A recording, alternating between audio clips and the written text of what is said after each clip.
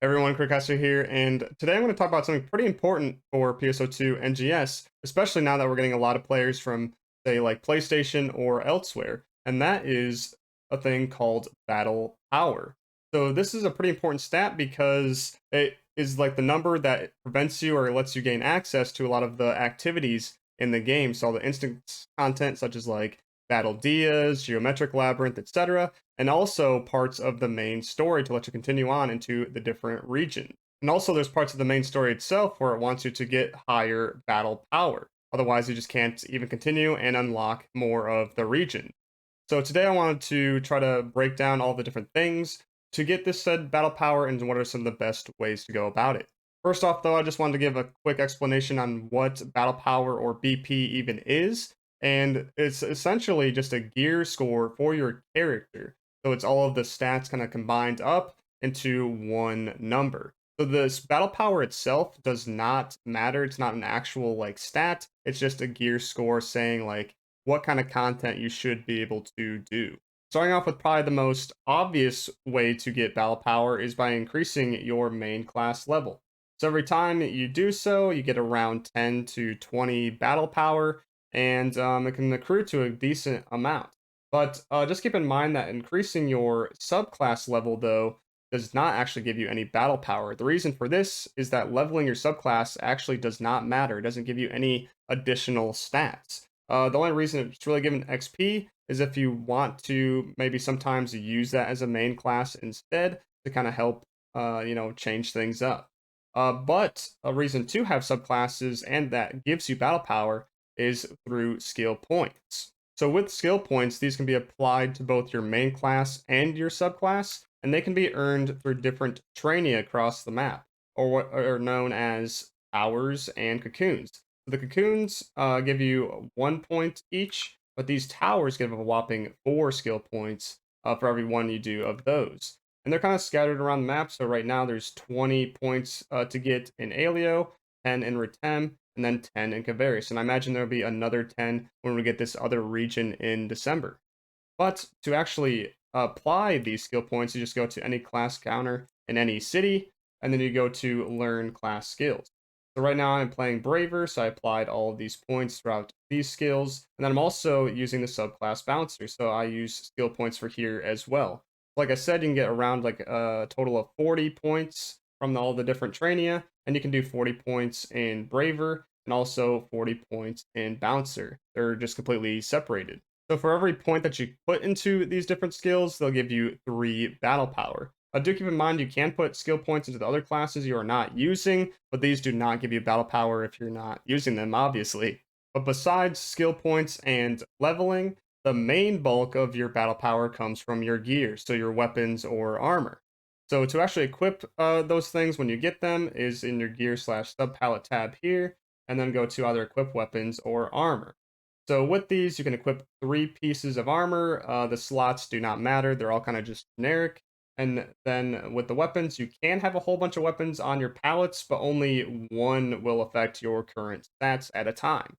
So that includes your battle power. And with these pieces of gear, there's a whole bunch to them, so you can enhance them, so increase this number up above. You can do potentials for weapons, augment them. With the armor, you can also do those things except for the potential. But to actually do all of these said things, you go to what is called an item lab. So you can find this in any of the cities.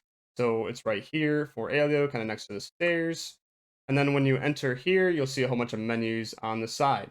So the things that increase your battle power are this an item enhancement where you shove in different weapons or armor into the different things. So if I click this silver prim sword, and I could shove in other silver prim swords or other things if I wanted to and increase advancement level with a little bit of cost of grinders and Maseta. And then like if you want to do armor, you can just kind of go to the armor option here and do the same thing. And then for the next thing here, we have add augments or essentially enchanting your different pieces of gear. You click on that and go to anything that you want to augment. And then you go to any of your storages or inventory that you have these augment capsules. And these all drop from like different enemies or can be rewarded in quest. So you have a limited amount of slots, up to 5, but with this weapon I have like 2. But you can like pump different like HP augments, different potencies, which is like damage, etc. And all these have different battle power increases based on how good they are. There's actually a list online of all of these different augments and what they do, but more importantly, what battle power they give. I'll give a link to this page in the description down below. And then for the last thing that gives you battle power is unlocking your different weapons potentials. So with this, they're like major damage increases and can give you a whole bunch of different neat effects or different sub stats.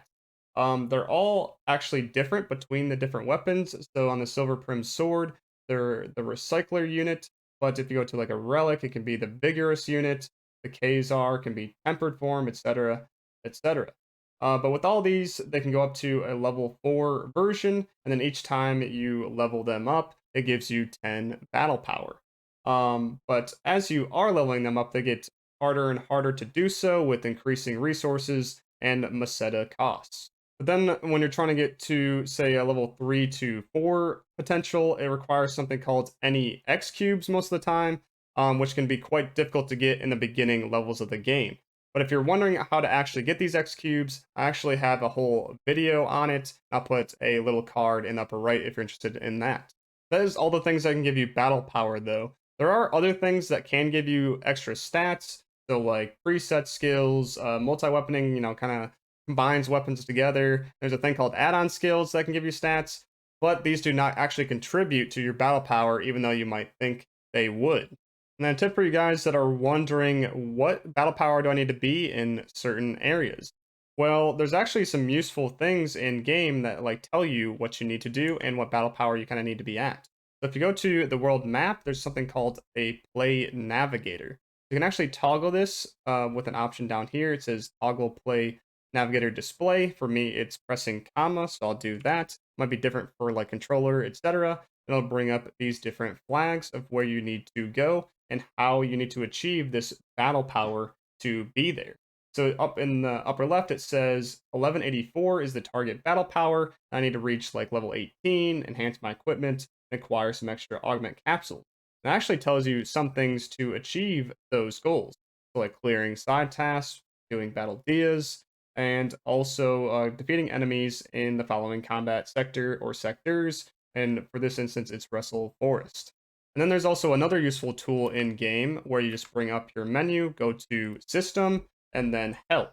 And then you go to Game Guide, and then there's a section called Battle Power. This tells you about a whole bunch of different things relating to battle power and also different marks of where you need to increase your battle power. It'll give you different suggestions.